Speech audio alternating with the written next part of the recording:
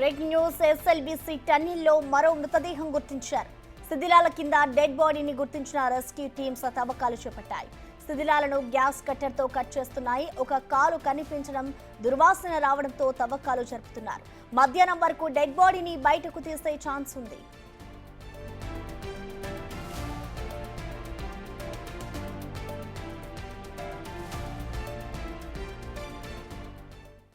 దీనిపై పూర్తి సమాచారాన్ని మా ప్రతినిధి శంకర్ అందిస్తారు. శంకర్, మనం చూస్తూ ఉన్నాం గత కొన్ని రోజుల నుంచి కూడా ఇటు టన్నెల్ వద్ద రెస్క్యూ ఆపరేషన్ కొనసాగుతూనే ఉంది. సో ఈ నేపథ్యంలోనే ఒక బాడీని గుర్తించినట్లుగా తెలుస్తోంది.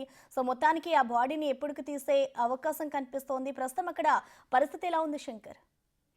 ప్రసన్న, ఎస్ఎల్బీసీ టన్నెల్ ఆపరేషన్ లో కీలక పరిణామం చోటు చేసుకుంది. టన్నెల్ లోపల మరో మృతదేహాన్ని గుర్తించినట్టుగా కూడా రెస్క్యూ అధికారులు చెప్తున్నటువంటి పరిస్థితి కనిపిస్తుంది. ముఖ్యంగా నెల రోజులు గడిచిన తర్వాత మరో కీలక పరిణామం, మరో ముందడుగు కూడా పడిందని చెప్పవచ్చు. ఇప్పటికే ప్రమాదం జరిగినటువంటి 16వ రోజు గురుప్రీత్ సింగ్ మృతదేహాన్ని కూడా బయటికి తీయడం, వారి కుటుంబ సభ్యులకు అప్పచెప్పడం జరిగింది.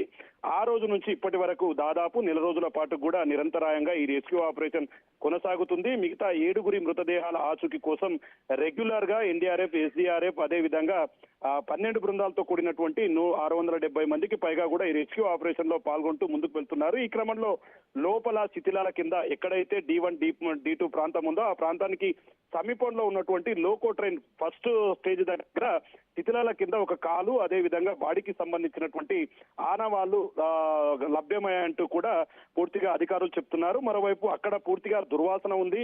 ఆ ప్రాంతానికి వెళ్లి తవ్వకాలు చేపట్టేటప్పుడు చాలా జాగ్రత్తగా ఉండాలని చెప్పి కూడా నిపుణులు హెచ్చరిస్తున్నారు. ఇదే క్రమంలో ఇప్పటికే టన్నెల్ లోపలికి స్ప్రేలతో ఒకవైపు ర్యాట్ హోల్ మైనర్స్, అదే విధంగా ఎన్డీఆర్ఎఫ్ సిబ్బందితో కలిసి మరికొంతమంది కూడా లోపలికి వెళ్ళినటువంటి పరిస్థితి కనిపిస్తుంది. ముఖ్యంగా అక్కడికి ఒక డాక్టర్ ను కూడా తీసుకువెళ్ళినట్టు తెలుస్తుంది.